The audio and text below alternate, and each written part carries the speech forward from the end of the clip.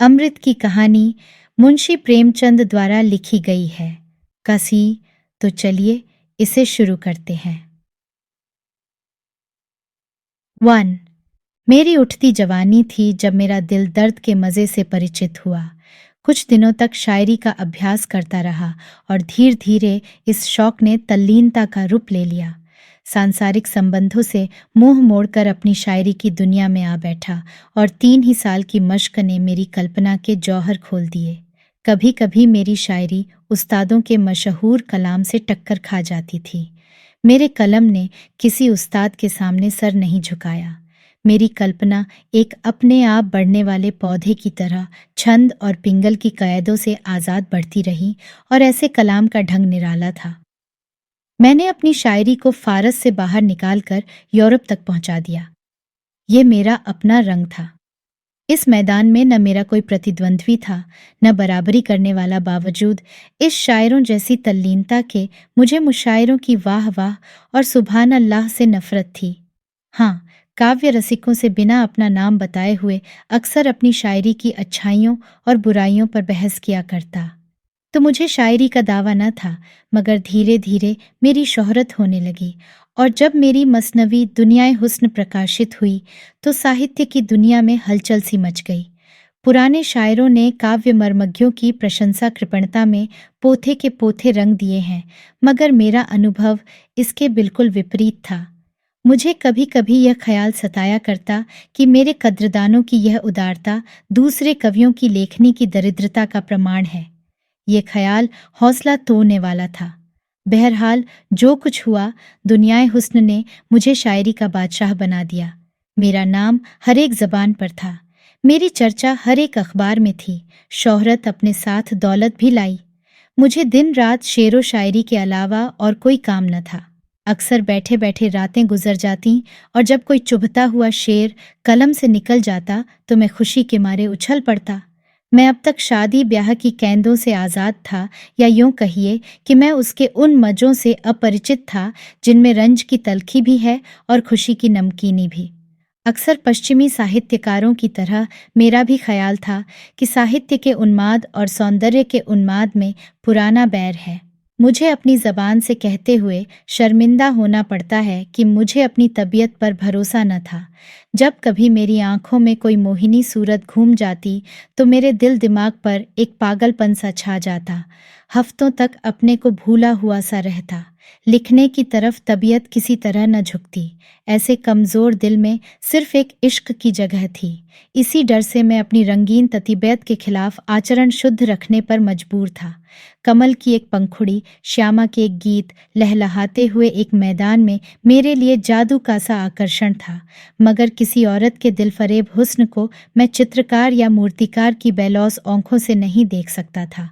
सुंदर स्त्री मेरे लिए एक रंगीन कातिल नागिन थी, जिसे देखकर आंखें खुश होती हैं मगर दिल डर से सिमट जाता है। खैर, दुनियाए हुस्न को प्रकाशित हुए 2 साल गुजर चुके थे। मेरी ख्याति बरसात की उमड़ी हुई नदी की तरह बढ़ती चली जाती थी। ऐसा मालूम होता था जैसे मैंने साहित्य की दुनिया पर कोई वशीकरण कर दिया है। इसी दौरान मैंने फुटकर शेर तो बहुत कहे, मगर दावतों और अभिनंदन पत्रों की भीड़ ने मार्मिक भावों को उभरने न दिया। प्रदर्शन और ख्याति एक राजनीतिज्ञ के लिए कोड़े का काम दे सकते हैं, मगर शायर की तबीयत अकेले शांति से एक कोने के बैठकर ही अपना जौहर दिखा लाती है। चुनांचे मैं इन रोज बरोज बढ़ती हुई बेहुदा बातों से गला छुड़ाकर भागा और पहाड़ के एक कोने में जा छिपा। नए रंग ने वहीं जन्म लिया। 2। नए रंग के शुरू करते हुए ही मुझे एक आश्चर्यजनक और दिल तोड़ने वाला अनुभव हुआ। ईश्वर जाने क्यों मेरी अक्ल और मेरे चिंतन पर पर्दा पड़ गया। घंटों तबीयत पर जोर डालता, मगर एक शेर भी ऐसा न निकलता कि दिल फड़के उठे। सूझते भी तो दरिद्र पिटे हुए विषय जिनसे मेरी आत्मा भागती थी। मैं अक्सर झुझलाकर उठ बैठता, कागज फाड़ डालता और बड़ी बेदिली की हालत में सोचने लगता कि क्या मेरी काव्य शक्ति का अंत हो गया? क्या मैंने वह खजाना जो प्रकृति ने मुझे सारी उम्र के लिए दिया था, इतनी जल्दी मिटा दिया? कहाँ वह हालत थी कि विषयों की बहुतायत और नाजुक ख्यालों की रवानी कलम को दम नहीं लेने देती थी?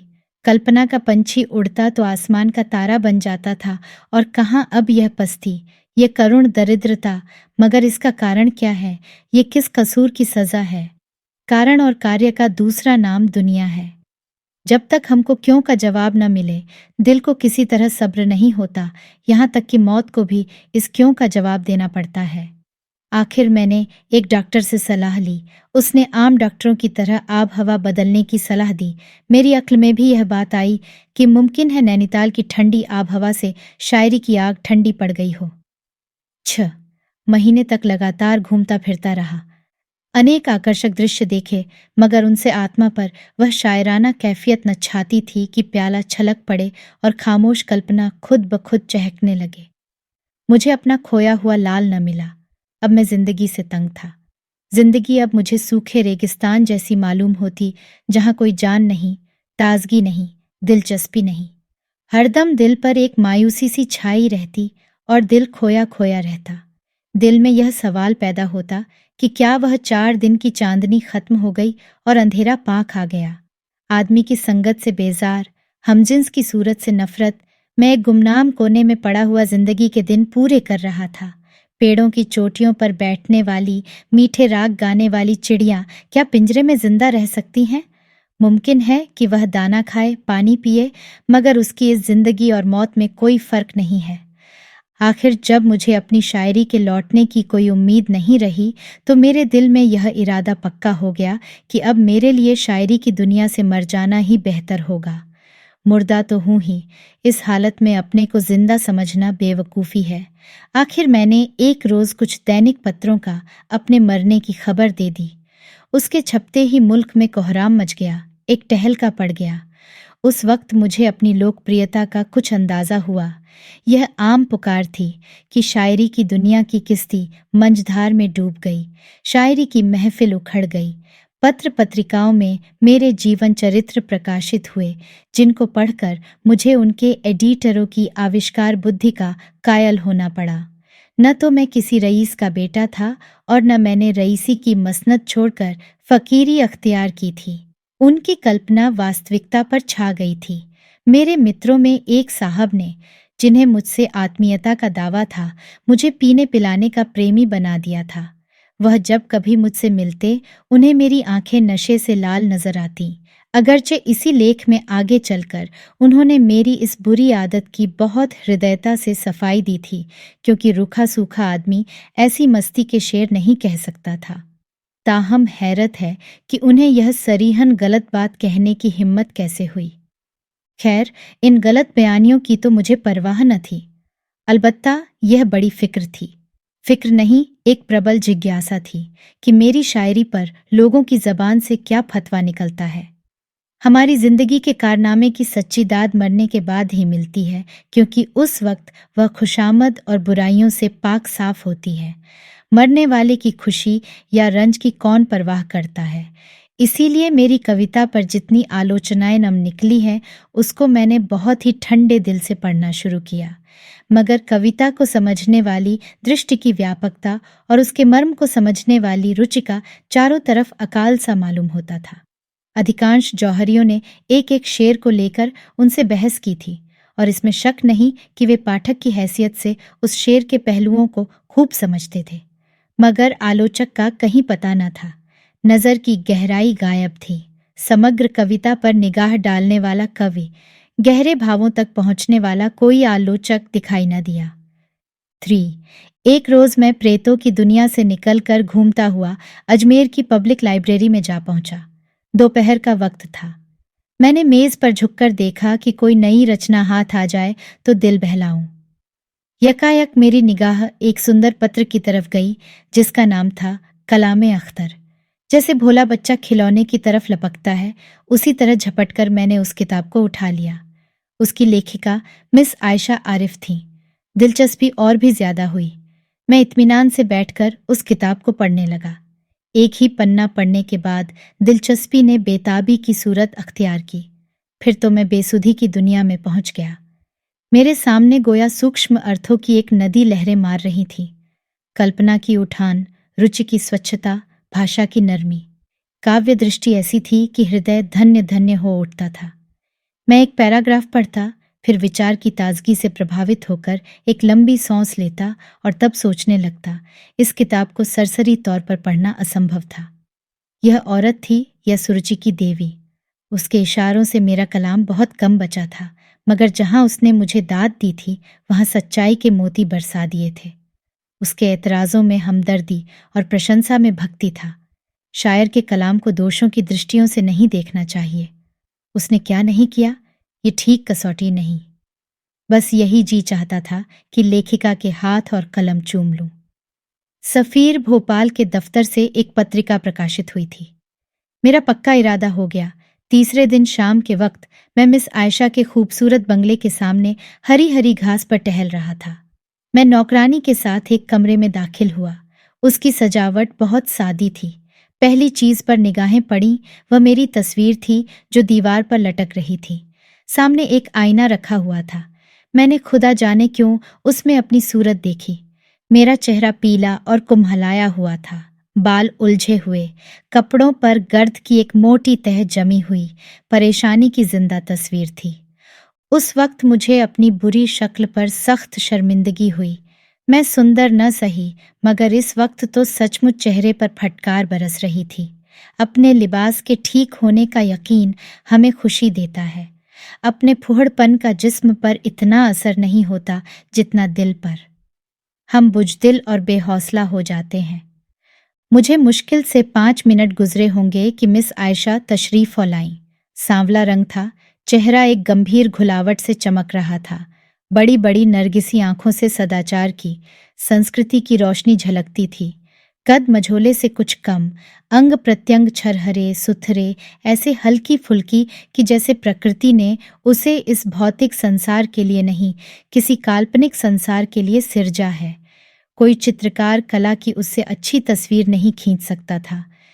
मिस आयशा ने मेरी तरफ दबी निगाहों से देखा, मगर देखते देखते उसकी गर्दन झुक गई और उसके गालों पर लाज की एक हल्की परछाई नाचती हुई मालूम हुई। जमीन से उठकर उसकी आंखें मेरी तस्वीर की तरफ गईं और फिर सामने पर्दे की तरफ जा पहुंची। शायद उसकी आड़ में छिपना चाहती थीं। मिस आयशा ने मेरी तरफ दबी निगाहों से देखकर पूछा, आप स्वर्गीय अख्तर के दोस्तों में से हैं? मैंने सिर नीचा किए हुए जवाब दिया, मैं ही बदनसीब अख्तर हूं। आयशा एक बेखुदी के आलम में कुर्सी पर से खड़ी हुई और मेरी तरफ हैरत से देखकर बोली, दुनियाए हुस्न के लिखने वाले, अंधविश्वास के सिवा और किसने इस दुनिया से चले जाने वाले को देखा है? आयशा ने मेरी तरफ कई बार शक से भरी निगाहों से देखा। उनमें अब शर्म और हया की जगह के बजाय हैरत समाई हुई थी। मेरे कब्र से निकलकर भागने का तो उसे यकीन आ ही नहीं सकता था। शायद वह मुझे दीवाना समझ रही थी। उसने दिल में फैसला किया कि इस आदमी मरहूम शायर का कोई करीबी अजीज है। शक्ल जिस तरह मिल रही थी वह दोनों के एक खानदान के होने का सबूत थी। मुमकिन है कि भाई हो। वह अचानक सदमे से पागल हो गया है। शायद उसने मेरी किताब देखी होगी और हाल पूछने के लिए चला आया। अचानक उसे ख्याल गुजरा कि किसी ने अखबारों को मेरे मरने की झूठी खबर दे दी हो और मुझे उस खबर को काटने का मौका न मिला हो। इस ख्याल से उसकी उलझन दूर हुई। बोली, अखबारों में आपके बारे में एक निहायत मनहूस खबर छप गई थी। मैंने जवाब दिया, वह खबर सही थी। अगर पहले आयशा को मेरे दीवानेपन में कुछ था तो वह दूर हो गया। आखिर मैंने थोड़े लफ्ज़ों में अपनी दास्तान सुनाई और जब उसको यकीन हो गया कि दुनियाए हुस्न का लिखने वाला अख्तर अपने इंसानी चोले में है तो उसके चेहरे पर खुशी की एक हल्की सुर्खी दिखाई दी और यह हल्का रंग बहुत जल्द खुददारी और रूप गर्व के शोख रंग से मिलकर कुछ का कुछ हो गया। गालिबन वह शर्मिंदा थी कि क्यों उसने अपनी कद्रदानी को हद से बाहर जाने दिया। कुछ देर की शर्मीली खामोशी के बाद उसने कहा, मुझे अफसोस है कि आपको ऐसी मनहूस खबर निकालने की जरूरत हुई।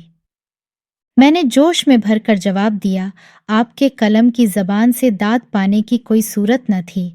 इस तनकीद के लिए मैं ऐसी ऐसी कई मौतें मर सकता था। मेरे इस बेधड़क अंदाज ने आयशा की जबान को भी शिष्टाचार और संकोच की कदैद से आज़ाद किया। मुस्कुराकर बोली, मुझे बनावट पसंद नहीं है। डॉक्टरों ने कुछ बतलाया नहीं? उसकी इस मुस्कुराहट ने मुझे दिल लगी करने पर आमादा किया। बोला, अब मसीहा के सिवा इस मर्ज का इलाज और किसी के हाथ नहीं हो सकता। आयशा इशारा समझ गई, हंसकर बोली, मसीहा चौथे आसमान पर रहते हैं। मेरी हिम्मत ने अब और कदम बढ़ाए। रूहों की दुनिया से चौथा आसमान बहुत दूर नहीं है। आयशा के खिले हुए चेहरे से संजीदगी और अजनबियत का हल्का रंग उड़ गया। ताहम मेरे इन बेधड़क इशारों को हद से बढ़ते देखकर उसे मेरी जबान पर रोक लगाने के लिए किसी कद्दर खुददारी बरतनी पड़ी। जब मैं कोई घंटे भर के बाद उस कमरे से निकला तो बजाय इसके कि वह मेरी तरफ अपनी अंग्रेजी तहजीब के मुताबिक हाथ बढ़ाए, उसने चोरी चोरी मेरी तरफ देखा। फैला हुआ पानी जब सिमट कर किसी जगह से निकलता है तो उसका बहाव तेज और ताकत कई गुना ज्यादा हो जाती है। आयशा की उन निगाहों में असमत की तासीर थी। उनमें दिल मुस्कराता था और जज्बा नाचता था। आह, उनमें मेरे लिए दावत का एक पुरजोर पैगाम भरा हुआ था। जब मैं मुस्लिम होटल में पहुंचकर इन वाकयात पर गौर करने लगा तो मैं इस नतीजे पर पहुंचा कि गो मैं ऊपर से देखने पर यहाँ अब तक अपरिचित था, लेकिन भीतरी तौर पर शायद मैं उसके दिल के कोने तक पहुंच चुका था। 4 जब मैं खाना खाकर पलंग पर लेटा तो बावजूद 2 दिन रात भर जागने के नींद आंखों से कोसों दूर थी। जज्बात की कशमकश में नींद कहूँ, आयशा की सूरत, उसकी खातिरदारियों और उसकी वह छिपी छिपी निगाह दिल में एक सांसों का तूफान सा बरपा रही थी। उस आखिरी निगाह ने दिल में तमन्नाओं की रुमधुम मचा दी। वह आरजुएं जो बहुत अरसा हुआ मर मिटी थीं, फिर जाग उठीं और आरजुओं के साथ कल्पना ने भी मुंदी हुई आंखें खोल दीं। दिल में जज्बात और कैफियत का एक बेचैन करने वाला जोश महसूस हुआ। यही आरजुएं, यही बेचैनियां और यही कोशिशें कल्पना के दीपक के लिए तेल हैं। जज्बात की हरारत ने कल्पना को गरमाया। मैं कलम लेकर बैठ गया और एक ऐसी नज्म लिखी जिसे मैं अपनी सबसे शानदार दौलत समझता हूँ। मैं एक होटल में रह रहा था, मगर किसी न किसी हीले से दिन में कम से कम एक बार जरूर उसके दर्शन का आनंद उठाता। गो आयशा ने कभी मेरे यहाँ तक आने की तकलीफ नहीं की, तो भी मुझे यह यकीन करने के लिए शहादतों की ज़रूरत न थी कि वह किस कदर सरगर्मी से मेरा इंतज़ार किया जाता था। मेरे कदमों की पहचानी हुई आहटें पाते ही उसका चेहरा कैसे कमल की तरह खिल जाता था और आंखों से कामना की किरणें निकलने लगती थीं। यहाँ महीने गुजर गए। इस जमाने को मेरी जिंदगी की बहार समझना चाहिए।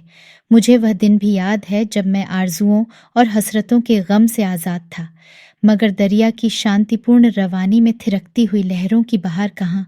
अब अगर मोहब्बत का दर्द था तो उसका प्राणदायी मज़ा भी था। अगर आरजुओं की घुलावट थी तो उनकी उमंग भी थी। आह, मेरी यह प्यासी आंखें उस रुप के स्रोत से किसी तरह तप्त न होती। जब मैं अपनी नशे में डूबी हुई आंखों से उसे देखता तो मुझे एक आत्मिक तरावट सी महसूस होती।